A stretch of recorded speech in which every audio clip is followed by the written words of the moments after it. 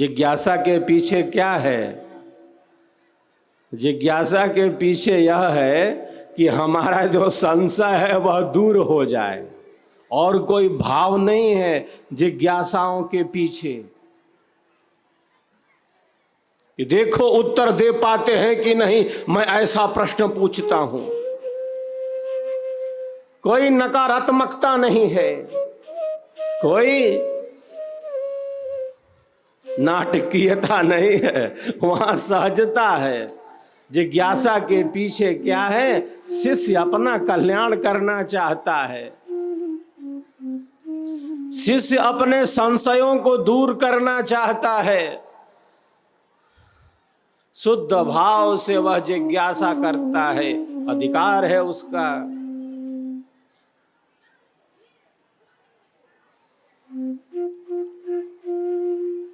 चार प्रकार के भक्त होते हैं, चार प्रकार के भक्त होते हैं। एक भक्त है आर्त, एक है जिज्ञासु, एक है अर्थार्थी, और एक भक्त ज्ञानी भक्त है। सभी भक्त अपने आप में सर्वश्रेष्ठ हैं, सभी भक्त अपने आप में कल्याण के ही पथ पर चल रहे हैं। सब अपना कल्याण चाहते हैं, सभी भक्त कल्याण के ही इच्छुक हैं। सभी प्रकाश का पथ ही चाहते हैं, सभी दुखों से सर्वथा निवृत्ति ही चाहते हैं, सभी अपने जीवन में अध्यात्म का ही प्रकाश चाहते हैं।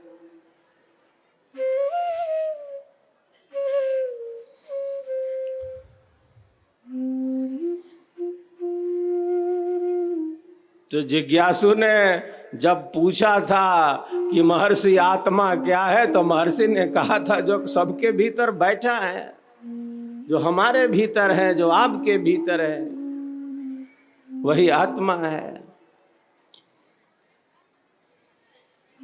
तो जिज्ञासु पूछता है, महर्षि आपके इतना कहने मात्र से, महर्षि आपके इतना कहने मात्र से आत्मा का तो प्रत्यक्ष होता नहीं है। मैं पूछता हूं कि आत्मा क्या है, तो आप कहते हैं महर्षि कि जो दृश्य के पीछे अदृश्य है, जो जड़ के पीछे चेतन है, जो विनाशी के पीछे अविनाशी है, जो अनित्य के पीछे नित्य है। तो महर्षि आपके कहने मात्र से तो आत्मा का प्रत्यक्ष होता नहीं है। जैसे कोई व्यक्ति गाय के बारे में पूछे, कोई व्यक्ति गाय के बारे में पूछे तो गाय दिखला नहीं रहा है, बस ये कहता हो कि गाय तो दूध देती है।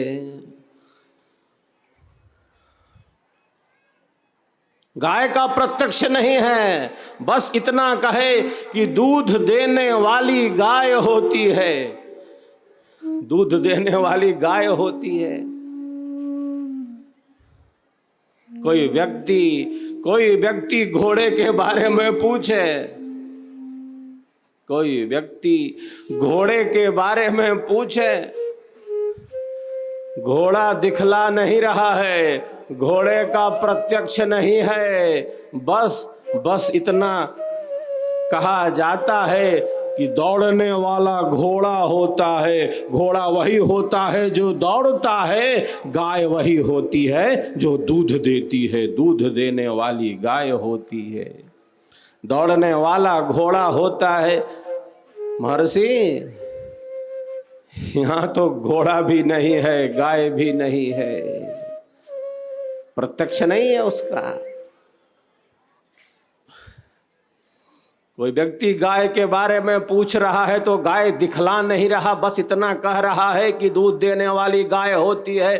कोई घोड़ा देखना चाहता है तो घोड़े को दिखलाता नहीं, बस इतना कहता है कि दौड़ने वाला घोड़ा होता है। महर्षि मैं पूछता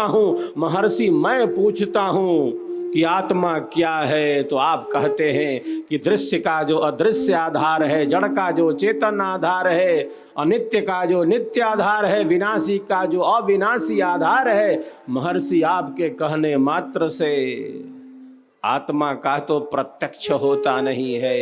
हम उसका प्रत्यक्ष कैसे करेंगे?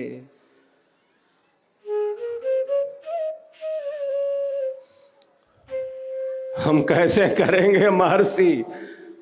महर्षि हम कैसे उसका प्रत्यक्ष करेंगे? कितनी जिज्ञासाएं हुई हैं इस मिथिला के आंगन में, कितनी जिज्ञासा रही है, ज्ञान की कितनी ललक रही है, ज्ञान की कितनी पिपासा रही है। और यह जो पिपासा है, यह जो उत्कंठा है, यह जो लालसा है, यह लालसा केवल एक व्यक्ति के लिए नहीं है। एक की लालसा, एक की जिज्ञासा, एक की उत्कंठा तो अनेकों का ज्ञान वर्धन करती है, अनेकों के अंधेरे को छाटती है।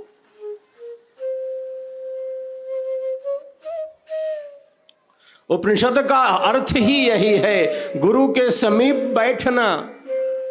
उप मतलब समीप, निषद मतलब बैठना, गुरु के समीप बैठना, सत्संग करना, अपनी जिज्ञासाओं का समाधान कर लेना। हमारी संस्कृति में इसका बहुत बड़ा महत्व है। यहाँ सुनना है, यहाँ श्रवण करना है,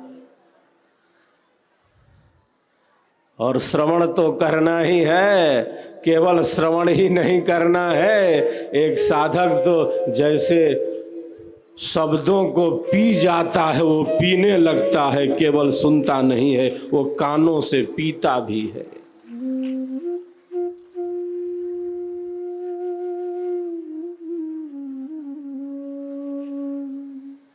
प्रथम है आगम काल, प्रथम है आगम काल, सुनना, श्रवण करना।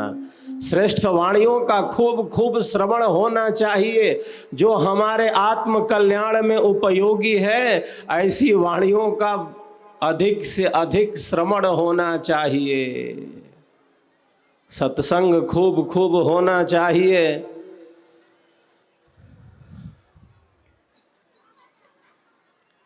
सत्संग का अभाव नहीं होना चाहिए। प्रथम है आगम काल। फिर हमारे आचार्यों ने कहा है, दूसरा है स्वाध्याय काल। जो जो सुना था श्रेष्ठ वाणियों का हमने श्रवण किया, उस पर हमने विचार किया।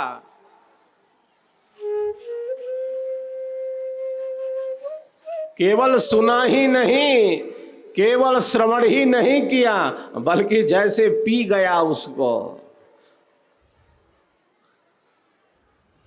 केवल सुना नहीं, उस पर विचार किया, उस पर चिंतन किया, एकांत में उस पर अपने विचारों को स्थिर किया।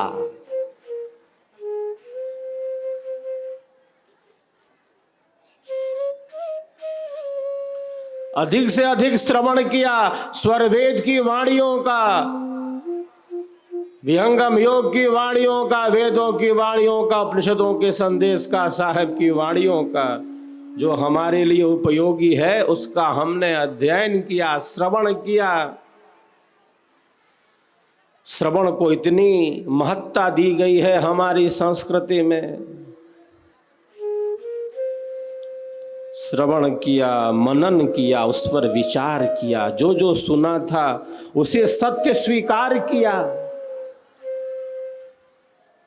उसे सत्व स्वीकार किया। उसको केवल सुनने के लिए नहीं सुन लिया कि चलो कुछ सुनना है, उसको सत्य स्वीकार किया, संशय में नहीं रहा, स्वीकार किया उसको। स्वरवेद के शब्द शब्द को स्वीकार किया, उस पर विचार किया, उस पर चिंतन किया, अपने विचारों को दृढ़ किया। और जो सुना था, जिसका विचार किया था, केवल स्वयं तक ही सीमित नहीं किया, अन्यों को भी इस विचारों से परिपूरित किया, अन्यों तक वो विचार पहुंचाया, सत्संग किया, दूसरों को उस ज्ञान के बारे में बताया जो सुना था, जिस पर विचार किया था, जिसको सत्य स्वीकार किया था। उस ज्ञान को केवल स्वयं तक सीमित नहीं रखा, अन्यों तक पहुंचाया। शिष्य की तो यही उपमा दी गई है। सत्संग किया, उसकी महत्ता को बतलाया, आगम काल, स्वाध्याय काल, प्रवचन काल और व्यवहार काल, जो सुना था, जिस पर मनन विचार किया था, जो दूसरों को बताया था, वह सिद्धांत, वह ज्ञान हमारे जीवन में व्यवहार के रूप में घटित हो जाए, तब ये ज्ञान पूर्ण होता है। विद्या 4 प्रकार से उपयोगी होती है, आगम काल, स्वाध्याय काल, प्रवचन काल, व्यवहार काल, जिसको कहा गया है श्रवण मनन निधिध्यासन, श्रवण मनन निधिध्यासन और साक्षात्कार। ये 4 प्रकार से विद्या उपयोगी होती है, आगम काल, स्वाध्याय काल, प्रवचन काल और व्यवहार काल, श्रवण मनन निधिध्यासन और साक्षात्कार। तो जो सुना,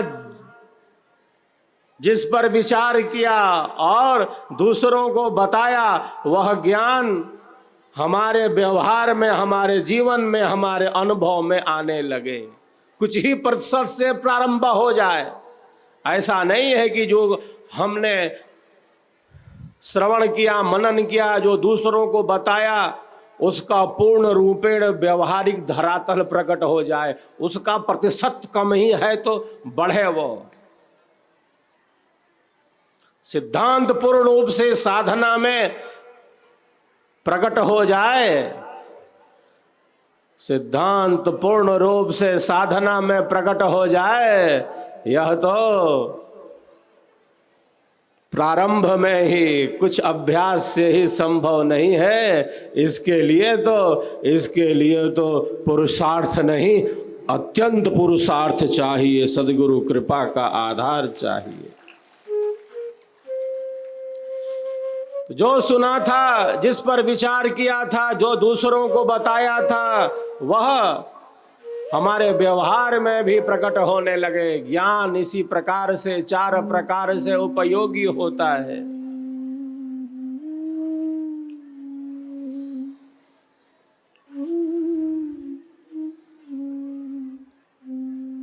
महर्षि से जब पूछा, महर्षि आपके कहने मात्र से तो प्रत्यक्ष होता नहीं। महर्षि ने कहा, प्यारे आप कैसे प्रत्यक्ष करना चाहते हो? कैसे कैसे कैसे आप प्रत्यक्ष करना चाहते हो? महर्षि याज्ञवल्क्य ने कहा, क्या इन भौतिक नेत्रों से उसे देखना चाहते हो? दिख तो रहा है वो सब जगह वही है। इस स्थूल के पीछे सूक्ष्म तो वही है, लेकिन उसका वास्तविक दिग्दर्शन इन भौतिक नेत्रों से नहीं हो सकता। उसी के कारण तो ये आंखें देख पा रही हैं, उसी के कारण तो ये इंद्रियां अपने कार्य में संलग्न हो पा रही हैं। वह तो स्वयं विज्ञान स्वरूप है, वह तो स्वयं आत्म स्वरूप है। उसके ज्ञान का धरातल क्या होगा? किस धरातल पर स्थित होकर आप उसका ज्ञान प्राप्त करोगे? आप उसका ज्ञान प्राप्त करोगे। अब तो जिज्ञासु घबरा गया कि किस धरातल की बात महर्षि कहते हैं। यह कौन सा धरातल है जहां पर स्थित होकर उसका अनुभव किया जाता है? ऋषि कहते हैं यतो वाचो निवर्तन्ते अप्राप्य मनसा सह। जहां से वाणी मन के साथ, जहां से वाणी मन के साथ युक्त होकर उस आत्म तत्व को, उस परमात्म तत्व को प्राप्त न कर वापस लौट आती है, उसके परे वह सत्ता है, उसके परे वह सत्ता है।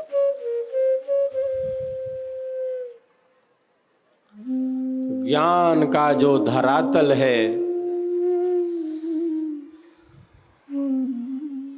वह दो प्रकार का है। एक ज्ञान का आधार हमारा मन बुद्धि है, ये ज्ञान का धरातल भौतिक है, बाह्य है, सांसारिक है। और एक जो ज्ञान का धरातल है वह आध्यात्मिक है, वह चेतन है, वह विशिष्ट है।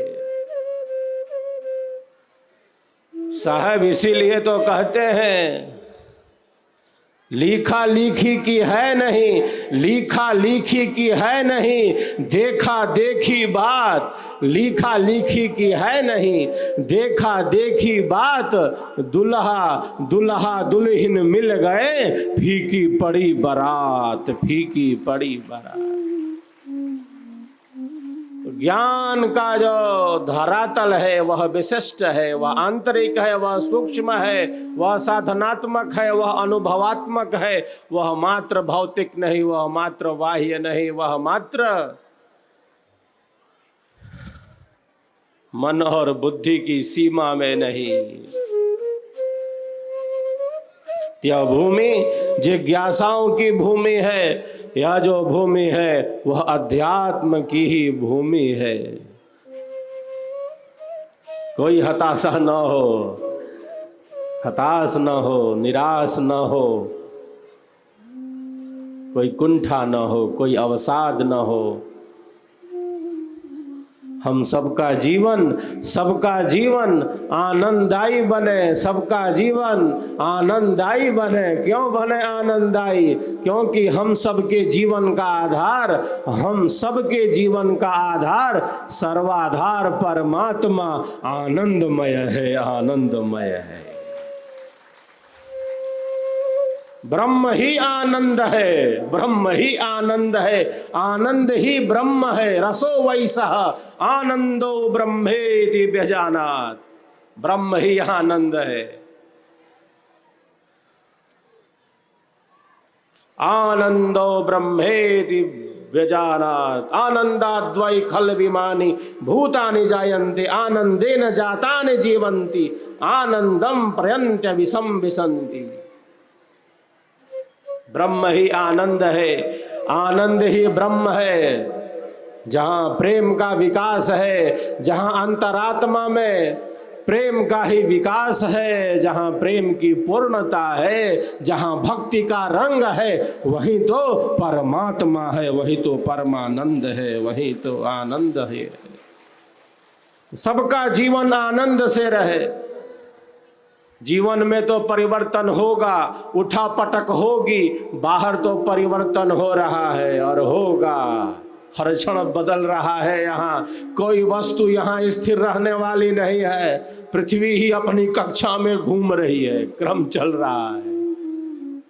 कुछ भी स्थिर रहने वाला नहीं है। ये सुख है, ये दुख है, ये आएंगे, ये जाएंगे। कुछ भी स्थिर रहने वाला नहीं है। सब कुछ हर क्षण हर पल प्रतिपल बदलता जा रहा है। मैं बराबर कहता रहता हूँ, मिथिला के इस आंगन में इस बात को दोहरा देता हूँ। संसार के सुखों में, संसार के किसी भी सुख में, संसार के दुखों में, संसार के विषय वस्तुतः दुख रूप ही हैं।